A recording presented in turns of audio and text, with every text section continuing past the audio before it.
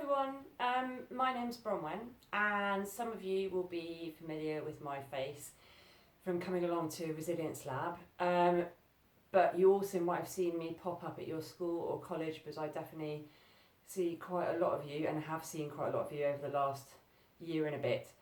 But I'm here just to talk a little bit about the current situation that we're in, but also how we can look after our mental health, because frankly it's probably a really, really important time that we do think about this. And it's a really unprecedented time. None of us have kind of gone through this sort of experience before, and it's all going to be new, and it's all going to be a learning experience for all of us. For me, just this morning, I have built a tripod out of Lego so that I can record this from home, because I am working from home for now. And upstairs I've got my kids watching the TV and listening to some music, so if they appear at some point, please don't be surprised. I might be, but we'll hopefully get through this in one piece. But I just wanted to talk a little bit in this series about resilience and actually what that word even means. There's no one real definition of it. Lots of people understand it in lots of different ways, but the way that I'm going to be talking about it is how we can kind of look after and maybe even grow our own personal resilience, so our ability to deal with tricky situations and how we kind of get through them and how we kind of recover afterwards, but also thinking about how we help each other and how we build resilient communities and how we look after each other and how we kind of promote that resilience from interdependence rather than just thinking of how we look after ourselves as well.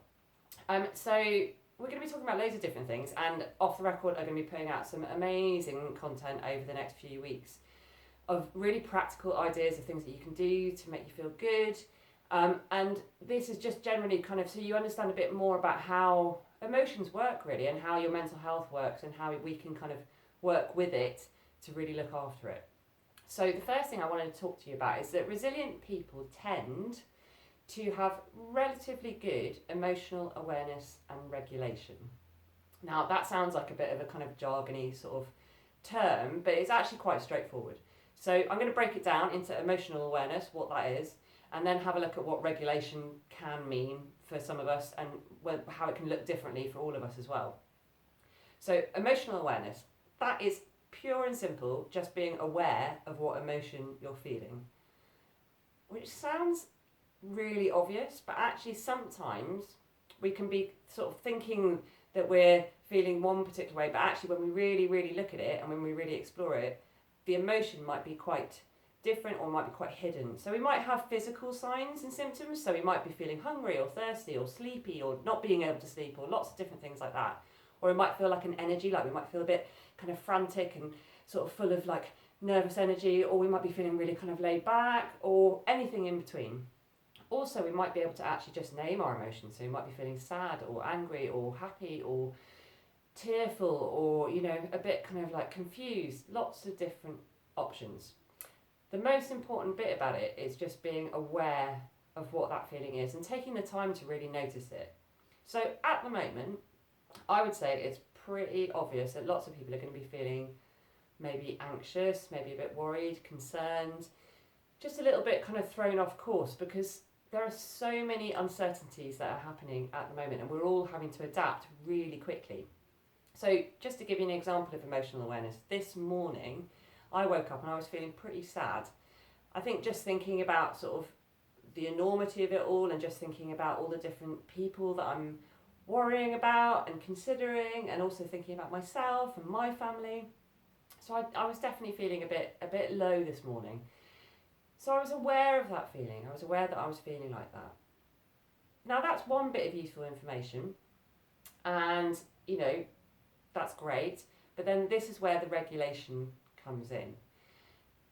So it's not that we're trying to stop that feeling. So I wasn't going to try and stop myself from feeling sad, because sometimes either when we kind of like suppress those emotions or when we kind of completely let ourselves go free into that emotion, that can kind of be a tricky time. And actually sometimes just having a space to be able to really feel that feeling, be able to kind of express it, be able to name it, and then having some sort of tools to help me move on from that feeling is really, really super useful, and is kind of what regulation is. So I woke up feeling sad. What do I do? Well, the first thing I did was have a bit of a cry, because that's okay. I need to let that emotion out. I need to really actually feel it. Then I did some things like I reached out to some friends, just sent a few messages, sort of asked people how they were. And that it was really great because you get a bit of connection. And then the next thing I did was I did some exercise, because for me personally, when I get that kind of like loads of adrenaline building up in my body and I'm feeling kind of like an emotion is sort of getting too big for me, if I get my heart moving, if I get my heart beating, it actually really helps my body to then kind of control the emotion that I'm going through. So I did a lot of jumping around and kind of silly dancing and all sorts of things, but you can do whatever works for you.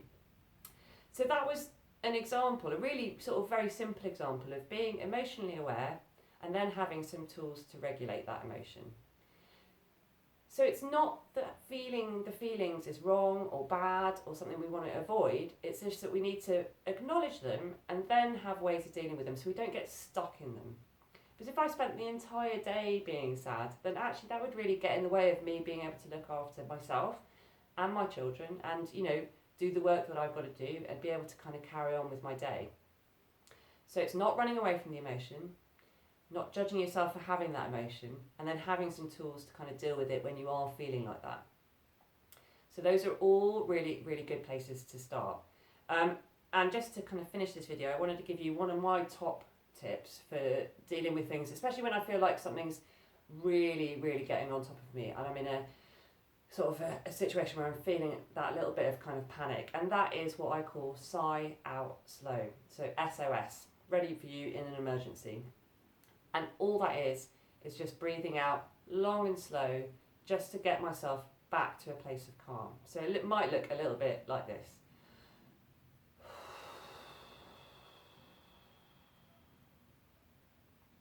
Now, you don't have to make duck lips like I do. I don't know why I have to do quite such expressive breathing, but that's just the way that I do it. You could do it in whatever way you want. But just that thing of breathing all the way out, letting your shoulders drop, and then letting your body kind of do the work of breathing back in again. And the reason why this helps is that it helps to kind of slow our heart rate down, it helps us feel a little bit more in control, it helps to take our body from being in that adrenaline kind of response and move us more into a calm place. And the more we do it, the easier it gets and the more actually kind of beneficial it is. So give it a try, do some breathing, have a think about how you regulate your emotions. We'll have loads and loads of suggestions and different ideas of things that you can do that will make you feel good and that you can get involved in. Check out, I don't know where it's going to be, possibly below, I don't know. Check out some signposting and some links for some other places that you can get support. Keep in touch with us, keep telling us what you want to see, what you want to hear, and I'm really looking forward to doing more of these videos for you and connecting with you online, because that is what we're going to be doing for a little bit. Alright, speak to you all soon. Bye.